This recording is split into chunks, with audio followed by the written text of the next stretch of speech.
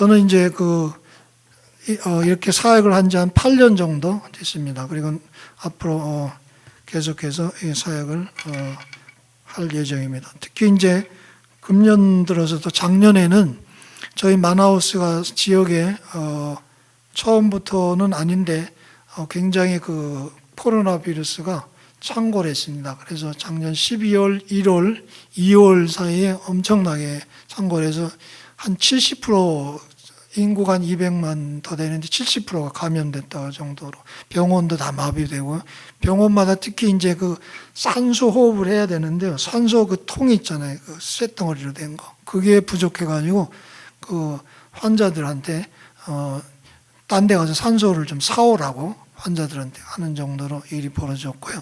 저희 한국 선교사가 그 주변에 한 10가정이 되는데요. 지금까지 한 6가정하고 6가지 7가정 정도가 다 감염됐고 한국 선교사님들도요. 그 중에 한 분은 돌아가셨고 한 서너 분은 아주 심각한 상태에서 살아나셨습니다. 그 외에 저희 지역은 이제 잠잠해졌다고 하는데요. 다른 지역에는 또 그 아마존 지역에 페루도 있고 다른 또 주도 있고 브라질 그런 주들에까지 이제 심각한 상태에 현재 있고요. 아르헨티나 쪽도 우루과이 쪽에서 아주 지금 심각하고 해가지고 많은 남미의 현지인들 선교사님들도 많이 또 현지인 목사님들 또 한국 선교사님들 외국 선교사님들 많이 3,000명 정도가 그 많은 피해를 받았다고 돌아가신 분들도 많고 그런 소식이 전해져 있습니다.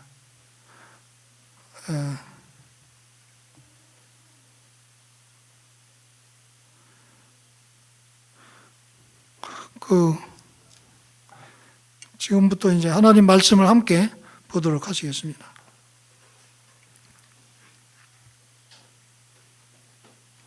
성경의 그 로마서 1장 20절에 보면요, 창세로부터 그의 보이지 아니하는 것들 곧 그의 영원하신 능력과 신성이 그가 만드신 만물에 분명히 보여 알려졌나니 그러므로 그들이 핑계하지 못할지니라. 하나님을 알되 하나님을 영화롭게도 아니하고 감사하지도 아니하고 오히려 그 생각이 허망하여지며 미련한 마음이 어두워졌나니 스스로 지혜 있다 하나 어리석게 되어 하나님의 영광을 우상으로 바꾸었느냐 이런 말씀을 하고 있습니다. 십계명에 처음 보면 하나님께서 우상을 섬기지 말라, 또 우상을 두지 말고 만들지 말고 또 예배하지 말고 우상을, 그리고 또 하나님에 대해서 함부로 경망스러운 말을 하지 말고 또 안식일을 또 지키라고 하면서 하나님을 어떻게 대할 것이냐에 대해서 가르쳐주고 있습니다. 그러나 오늘 말씀에도 보면 사람들이 생각이 허망해지고 또 미련한 그런 마음 때문에 심령이 어두워졌다고 합니다. 그래가지고 정말 지혜가 있다고 하지만은 그 지혜가 있는 것이 아니고 미련해서 그 우상이 신이 아는데 그 우상들을 섬기고 있다고 얘기하고 있습니다. 오늘날 사람들은 우상을 섬기지 않지만은 모습은 아니지만 실제 보이지 않는 많은 우상들, 자아라고 하는 우상들, 세상적인 과학적인 지식이라고 하는 우상들, 경제적인 우상들, 권력의 우상들, 모든 또 인간의 또 어떤 그 세속적인 욕망의 우상들, 그러한 우상들이 더 하나님보다도 중요하게 생각합니다. 사람들은 다 오늘 말씀에 의하면 하나님을 알고 있습니다. 중도에 위급한 순간에 하나님 아버지 하고 물에 빠지면서 찾고, 모든 사람들도 다 하나님을 알고 있지만은 하나님에 대해서 더 믿으려고 하고 하나님을 더 존경하려고 하고 하나님께 더 예배하려고 할 필요가 있습니다. 그래서 하나님을 다시 말해서 관심을 가지고 하나님을 예배하고 찬양하고 또 그 안식일, 하나님의 안식이 무엇인지 우리가 하나님 앞에 가야 되고 그 안식을 지키고 하나님을 예배해야 되고 하나님과 교제해야 되고 기도해야 되고 하나님의 말씀을 또 성경 말씀을 들어야 되면서 우리 영혼이 새롭게 되는 그러한 존재로서 우리는 지어진 것입니다. 그러나 사람들은 10계명의 1계명부터 4계명이 전부 다 하나님께 대한 계명인데 그 계명을 전부 다 어기고 오히려 자기를 섬기고 우상을 섬기고 하나님께 대해서 함부로 말을 하면서 안식일을, 하나님의 안식을 범하고 하나님께 영광을 돌리지 않는 삶을 살기 때문에 제5계명인 부모한테도 효도하지 않습니다. 부모한테 물질적으로 하나님께서는 섬기라고 하는 일을 하지도 않고요. 그 다음에 또 6계명을 보면은 사람을 죽이지 말라고 얘기했습니다. 예수님께서도 이 계명을 더 확대하셔서 더 심화적으로 말씀하셨죠. 화를 내거나 욕을 하는 것은 사람을 죽이는 것이라고 마태복음 산상수훈에서도 말씀하고 계십니다. 그렇게 우리들도 사람에게 화를 내고 심한 욕을 하면서 그렇게 하는 것은 하나님을 두려워하지 않기 때문에, 하나님을 믿지 않기 때문에 그런 일을 하고요. 간음도 그렇고요, 마음의 욕정도 그렇고, 또 도둑질도 우리가 하고 거짓말도 하고 하는 이유가 무엇일까요? 그것은 제일 마지막 계명에 대해서 이웃을 탐내지 말라, 이웃의 모든 소유를 탐내지 말라, 그렇게 했죠. 10계명에 보면. 사도 바울도 로마서 7장에서 이 10번째 계명을 얘기하고 있습니다. 마음의 탐욕을 가지면 모든 계명을 범할 수 있다고 하는 것입니다. 10계명의 제 마지막 계명을 내가 범했다.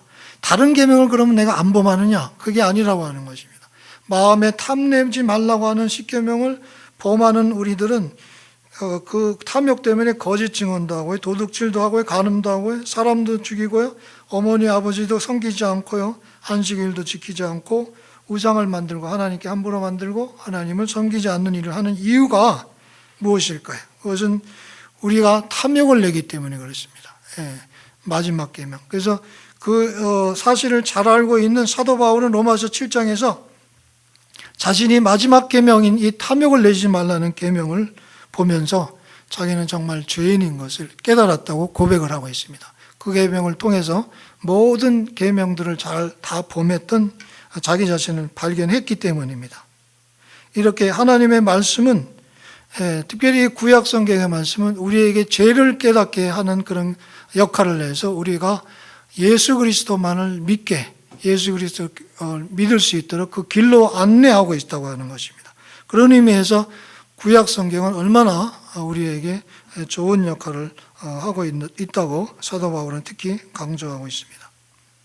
사실 예수님 시대에 성경을 얘기할 때는 전부 구약 성경밖에 없었잖아요. 오늘날도 우리도 이 구약 성경을 대할 때, 이 거룩한 말씀을 대할 때 우리가 죄를 깨닫게 되고, 그다음에 이스라엘 사람들이 많은 역사를 통해서도 우리가 그 똑같은 그런 죄인임을 깨닫게 될 수 있습니다. 특별히 다윗은 나단이 찾아왔을 때, 나단 선지자가 찾아와서 어떤 비유를 들어서 자신의 죄를 지적을 했을 때 그 죄를 인정하고 회개했습니다.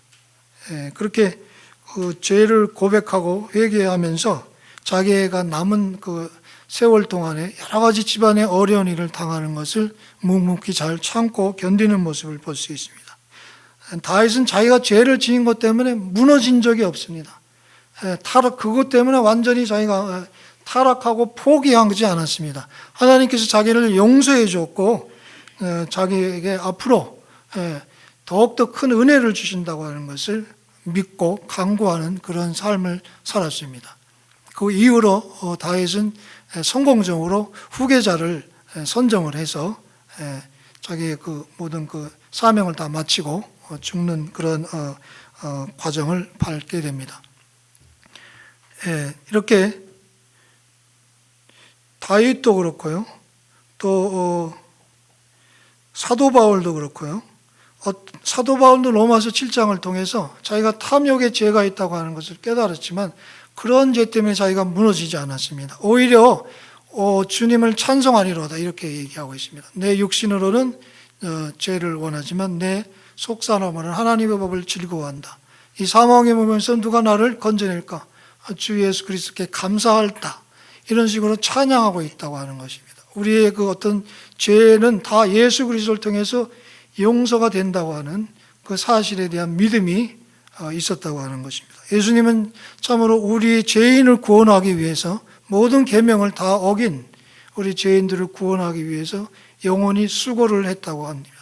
예수님의 몸만 그렇게 수고하고 죽은 것이 아니고 그 영혼으로 정말 그 모든 사람의 죄를 감당하고 그렇게 감당함으로써 은혜를 베풀고 용서하는 그러한 일을 하기 위해서 예수님께서 십자가의 그 일을 감당하신 것입니다. 욥도 우리가 보기에는 간음죄도 저지르지 않았고 또 사도 바울이 얘기했듯이 탐욕의 죄도 자기가 없는 것처럼 그렇게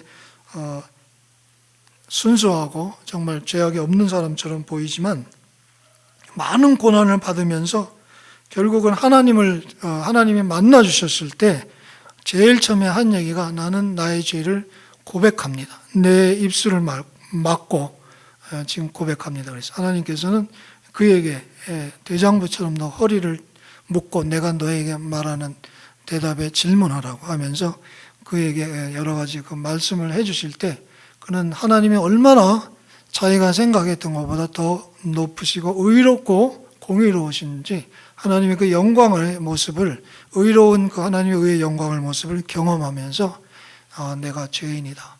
내가 이제는 말을 하지 않겠다. 입술을 꼭 다물겠으니 하나님께서 말씀해 주세요.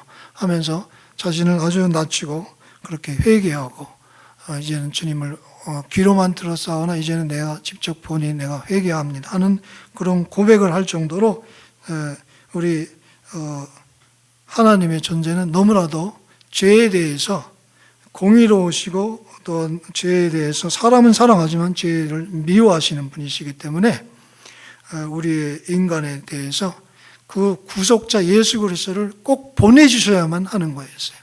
그것이 우리 인간이 최초의 죄를 범할 수 있을 것을 다 아시고서도 하나님은 이렇게 사랑하신다고 하는 것. 그럼에도 불구하고 내 아들을 보내서까지 다 인간을 구원할 거라고 하는 것을 다 작정하시고 계셨던 것입니다. 그래서 우리를 구원하는 그러한 일을 하기 위해서 예수 그리스도를 보내셔서 정말 하나님이 어떤 분이신지 하나님이 얼마나 그 의로우신 분이신지 하나님의 그 의의 영광을 우리 모든 인류에게 예수 그리스도의 십자가를 통해서 보여주신 것입니다. 그래서 다윗도 그렇고 바울도 그렇고 욥도 그렇고 오직 예수 그리스도를 통해서만이 우리가 구원을 받는다고 하는 것입니다. 우리의 죄로부터 구원을 받아서 우리가 어떻게 될까요? 죄로부터 구원받으면 당장 천국 가는 것은 아니라고 하는 것입니다. 왜 욥도 그렇게 고난을 받았고 바울도 왜 복음을 전하면서 심하게 고난을 받았을까요? 그것은 그러한 과정을 통해서 더욱더 우리들이 성화되고 거룩하게 되기 때문에 그러한 고난을 허락하셨다고 하는 것입니다. 그러한 고난을 받는 모습을 보면서 안 믿는 사람들은 어떻게 생각할까요? 뭔가 도전을 받는다고 하는 것입니다. 믿는 사람들은 다 잘났고 잘 믿어서 바로 천국으로 다 하나님께서 즉시 다 가버리게 보낸다면 얼마나 좋겠습니까? 그러나 그렇게 한다면 안 믿는 사람들은 어떻게 되는 거예요? 기회가 없잖아요. 그래서 안 믿는 모든 사람들에게 정말 믿는 사람들이 저렇게 자기가 죄인인 것을 깨닫고 그 죄로부터 구원하실 구속자가 있다고 하는 것을 체험하면서 자신의 삶을 돌이켜서 모든 죄악된 것들을 버리고 고쳐나가는 모습, 새로워지는 모습을 보고 다른 사람들은 안 믿는 사람은 도전을 받아서 하나님께로 온다고 하는 것입니다. 그것이 바로 하나님의 방법이죠. 그래서 우리들은 전부 다 그 일을 하기 위해서, 그 선교의 일을 감당하기 위해서 부르심을 받았다고 하는 것입니다. 여러분들 잘 아시는 그 말씀을 한번 생각해 봅시다. 내가 죄인 중에 내가 괴순이라. 누가 얘기했죠? 죄인 중에 내가 괴수다. 사도 요한이죠? 사도 바울입니다. 사도 바울이 디모데전서 1장 15절 16절에서 이렇게 얘기하고 있습니다. 믿보다 모든 사람이 받을 만한 이 말이요 그리스도 예수께서 죄인을 구원하시려고 세상에 임하셨다 하였도다. 죄인 중에 내가 괴순이라. 그러나 내가 긍휼을 입은 까닭은 예수 그리스도께서 내게 먼저 일체 오래 참으심을 보이사 후에 주를 믿어 영생 얻는 자들에게 본이 되게 하려 하심이라. 바울의 서신은 사도 바울이 얘기하기를 너무나 어렵다. 그렇게 베드로가 얘기하기를 바울의 서신은 너무 어렵지만 간단하게 얘기하자면은 하나님께서 모든 사람에 대해서 오래 참는다 하는 그러한 주제로 그렇게 얘기를 하고 있습니다. 여기서도 역시 하나님께서 오래 참으신다고 얘기하고 있습니다. 하나님은 모든 사람에 대해서 오래 참으셔서 저희들도 이제 예수 그리스도를 믿게 되었죠. 그러나 저희들을 통해서도 또 안 믿는 사람들에게 또 전도하기 위해서 그 안 믿는 사람들을 위해서도 오래 참으시는 그런 하나님이시죠. 그렇지만 일단 나를 돌이켜 볼 때 사도 바울은 하나님께서는 나에게 오래 참으셨다. 그래서 내가 마침내 이제 내가 죄인인 것을 깨달았고 예수 그리스도를 통해서 내가 변화되기 시작했다. 그렇지만 내가 완전한 사람이 아니다. 나는 그 목표를 향해서 지금 끝까지 달려가고 있다. 나는 항상 내가 죄인 중에 괴수라고 하는 말을 내가 하기를 좋아한다. 지금 그렇게 사도 바울은 얘기하고 있는 것입니다. 예수님께서는 이러한 죄인임을 고백하는 사람을 구원하시려고 세상에 임하신 것이라고 얘기하고 있습니다. 예수님도 직접 요한복음에서 보면은 어떤 맹인에게 찾아가서 내가 보지 못하는 자들은 보게 하고 본다고 하는 자는 오히려 그냥 둬서 죄인이 되도록 한다고 얘기하고 있습니다. 우리가 죄를 깨달을 때 우리가 영적으로 눈이 띄고 구원자를 볼 수 있게 된다고 하는 것입니다. 그 죄 때문에 우리가 무너지는 게 아니에요. 많은 사람들 죄가 무엇인지 알죠. 그러나 그 죄 때문에 예수 그리스도를 모르는 사람들은 뭐 대단치 않게 생각할 수도 있고 오히려 또 그 반대로 그 죄 때문에 자기가 무너질 수도 있는 극단적인 형태로 나가지만 우리는 균형 잡히게 우리가 죄인임을 아는 순간에 예수 그리스도를 또한 통해서 구원받음을 우리가 아는 그러한 그 은혜를 우리가 동시에 받는 것이기 때문에 죄인 중에 내가 괴수라고 얘기하지만 그것은 우리가 내가 이제 변화되었다고 하는 그런 찬송이라고 하는 것입니다. 그러나 내가 이제 죄인임에도 불구하고 하나님께서 나를 이렇게 사랑하신다 하는 것을 즐거워하는 것이고 그것을 고백하는 것입니다. 그리고 내가 계속해서 내 자신을 의지하지 않고 나를 계속해서 변화시키는 성령의 능력을 의지한다고 하는 것입니다. 우리는 이 땅을 살아나갈 때 계속해서 영적인 싸움을 해야 됩니다. 안 믿는 사람들을 전도할 때도 그 영적인 싸움이 꼭 필요한 것입니다. 영적인 싸움을 위해서 우리가 성경 말씀을 읽고 계속해서 우리가 기도하고 우리 자신이 거룩한 삶으로 성화된 삶으로 계속해서 죽을 때까지 성장해 나가야지만 안 믿는 사람들을 본이 되어서 그들을 그리스도께로 이끌 수 있다고 하는 것입니다. 사도행전 20장 24절에 보면은 사도 바울은 그러나 나는 내 목숨을 아깝게 생각하지 않습니다. 예수님께로부터 받은 사명 곧 사람들에게 하나님의 은혜의 복음을 전하는 일을 다 마칠 수 있다면 말입니다. 이렇게 얘기하고 있습니다.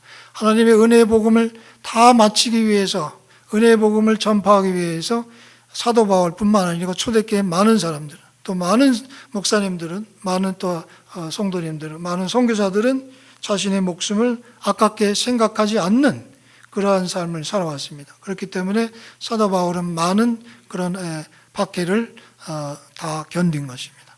제가 있는 지역은 박해는 없어요. 많은 사람들이 옛날에는 그 국가가 카톨릭 국가였는데 지금은 30-40년 전부터 남미 전체가 기독교로 다 변하기 시작했어요. 순복음이 들어오면서 약간 잘못된 교리도 많이 있고 미신교리도 있지만 어쨌든 간에 다 기독교 개신교로 돌아오면서 선교하러 가면은 목사님들이라고 하면은 다 우리 한국 교인처럼 아주 그렇게 존경을 하고 아주 잘 대해주고 그렇게 무시하지 않습니다. 하다못해 강도들도 내가 목사님의 아들을 심하게 대하지 않겠다. 자기가 벌 받을 거로 생각해서 그런 식으로 얘기를 한다고 합니다. 어쨌든 이 나라는 강도도 많고 위험한 일도 많고 그렇게 또 전염병도 또 많고 그 외에 이제 열대 전염병도 저희들도 한번 알았는데요. 댕기열도 있고 뭐 그런 거 저런 거 많지만은 또 심한 그 말라리아도 많습니다. 그렇지만 어쨌든 간에 그 다른 어떤 그 무슬림 지역이나 그런 지역보다는 박해가 없어요. 그 종교적인 박해가 없고 다 이렇게 하나님을 공경하는 그런 상태에 있기 때문에 전도하기가 쉽습니다.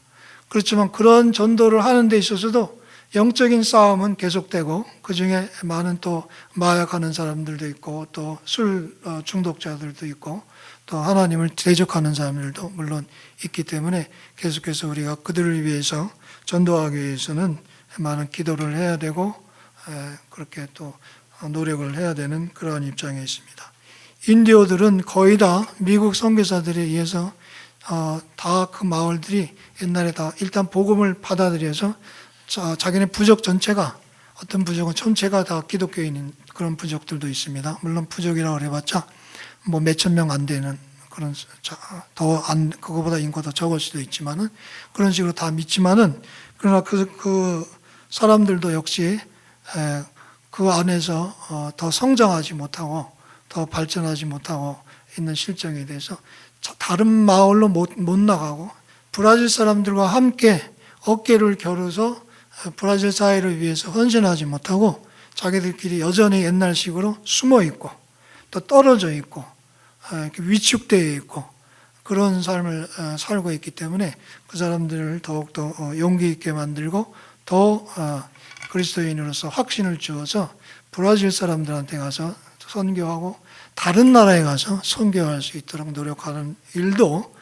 해야 될 거라고 생각합니다. 지금은 브라질 사람들의 선교 지역이에요. 저희들의 선교 지역이기도 하지만 인디오 마을이, 브라질 사람들도 그 마을에 들어가고 인디오들 선교하는 것을 아주 어렵게 생각하고, 브라질의 많은 현지인들 교회도 브라질 선교의 대상으로 삼고 있는 그런 지역입니다. 이상으로 하나님의 말씀을 통해서 저희들이 어떻게 다른 사람들한테 모범을 보이면서 생활할 것인가, 그리고 죽을 때까지 하나님의 성령을 의지하고 성령의 열매를 맺는 전도의 열매를 먹고 우리의 심령의 사랑의 열매를 맺어서 다른 사람들을 그리스도께 인도하는 그러한 일을 하는 여러분들과 제가 되시기를 기도합니다. 다 같이 기도하시겠습니다.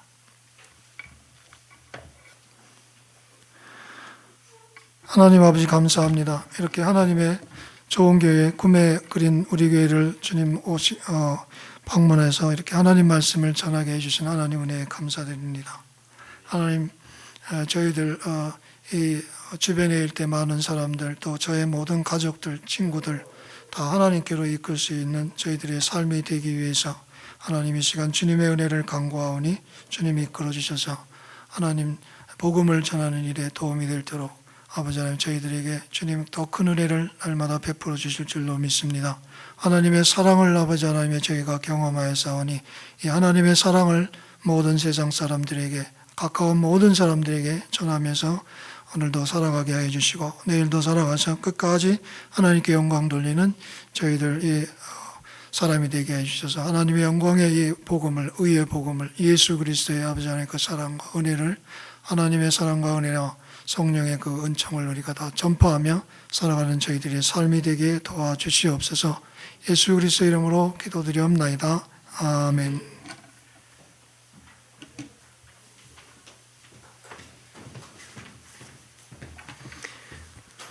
네, 우리 같이 찬양하겠습니다.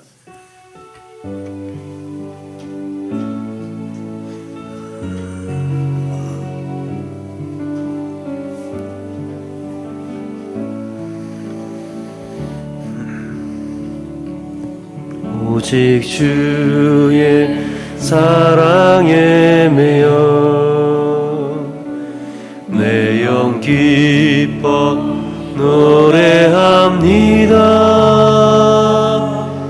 이 소망의 언덕 기쁨의 땅에서 주께 사랑 드립니다.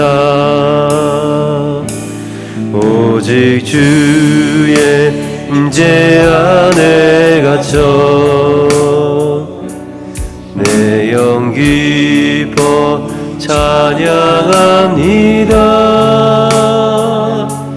이 소명의 언덕 거룩한 땅에서 주께 경배드립니다. 주께서 주신 모든 은혜 나는 말할 수 없네. 내 영혼 즐거이 주 따르렵니다. 주께 내 삶 드립니다.